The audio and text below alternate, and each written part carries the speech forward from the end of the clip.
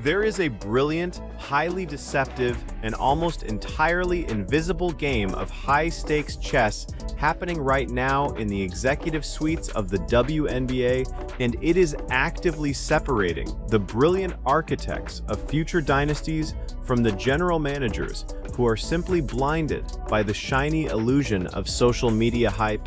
Welcome back to WNBA Pro, the absolute premier destination on the internet for the deep, analytical, and completely unfiltered truth behind the ruthless business of professional women's basketball.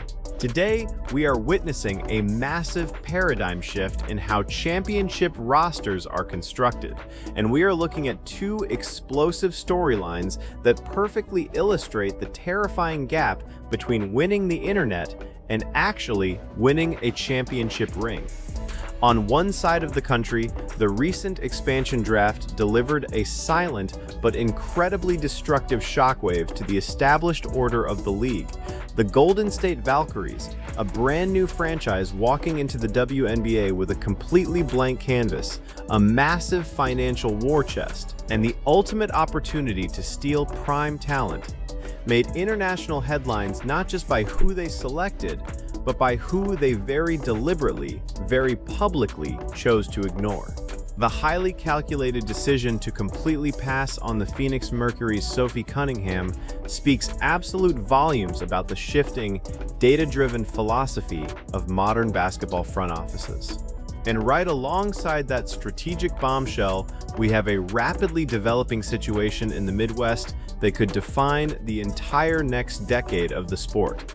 Rumors are heavily circulating that the Indiana Fever front office is strongly considering a philosophy of running it back with their current roster around Caitlin Clark, in a league that is rapidly turning into an absolute cutthroat arms race. Choosing to stand completely still is one of the most dangerous, polarizing, and potentially catastrophic gambles a general manager can possibly make. We are going to dive deep into the real, unspoken reasons Golden State walked away from a massive marketing opportunity, and exactly why the Indiana Fever's extreme patience might actually be the most egregious strategic miscalculation of the entire WNBA offseason. Hit that subscribe button, turn on notifications, and let us break down the real business of basketball. A lot of people don't understand when it comes to KK that KK Timpson's stock is in the gutter.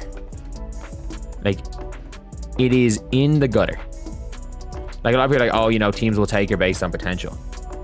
Like, KK Timpson's potential. To truly understand the profound magnitude of what just happened during the expansion draft, we have to talk about the massive, often fatal gap between perceived market value and actual analytical on-court value. For the past several seasons, the WNBA marketing machine has worked overtime to present Sophie Cunningham as one of the most undeniable, magnetic, and indispensable personalities in the entire league. The narrative fed to the public was crystal clear. She is the ultimate enforcer, the knockdown perimeter shooter, the player with the viral, highly stylized pregame outfits, and the absolute gritty, unapologetic heartbeat of the Phoenix Mercury roster. She has meticulously built a massive personal brand that commands attention from casual fans and sponsors alike. She talks a massive amount of trash on the hardwood, and she constantly positions herself as a foundational piece of a winning culture. So, logically speaking, when the Golden State Valkyries were tasked with the monumental challenge of building a brand new franchise from scratch, a high-pressure process where selling season tickets, building a passionate local fan base, and securing instantly recognizable faces is usually priority number one. The entire basketball world simply assumed that Sophie Cunningham would be sitting at the very top of their draft board. She felt like the absolute perfect, tailor-made bridge between elite commercial marketability and hardened veteran experience. But when the Golden State front office finally went on the clock, with the entire basketball world watching their every move, they delivered a stone-cold masterclass in modern sports management. They looked at the intense media hype. They looked at the massive social media following, and they completely, unapologetically bypassed it. They left one of the most recognizable names in the entire sport sitting untouched on the draft board. This was absolutely not an oversight.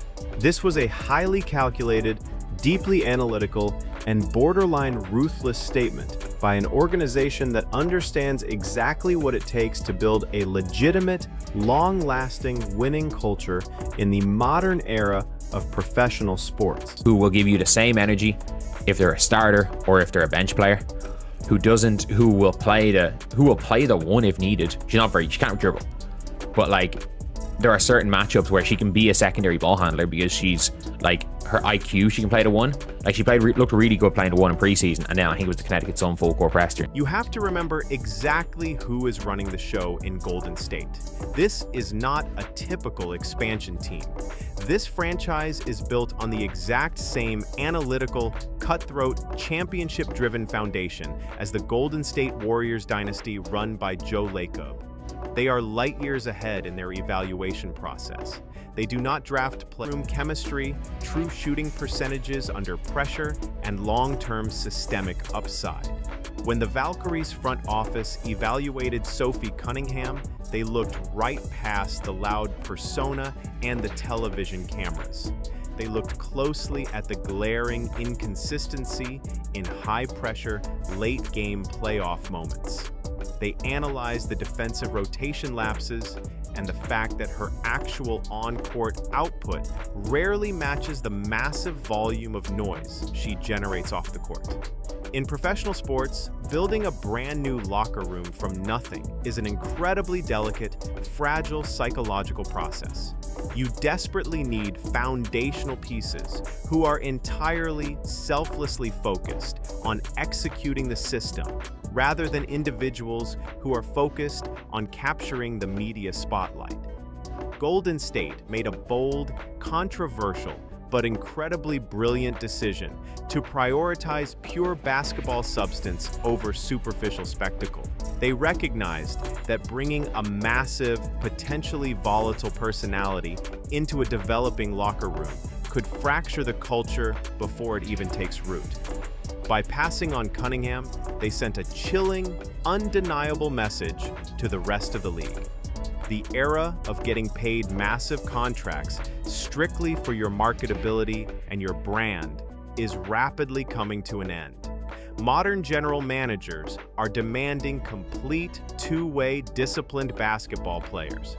This public rejection completely shatters the carefully crafted illusion surrounding Sophie Cunningham, and it proves that Golden State is entirely focused on hanging championship banners in the rafters, not just winning the social media engagement battle.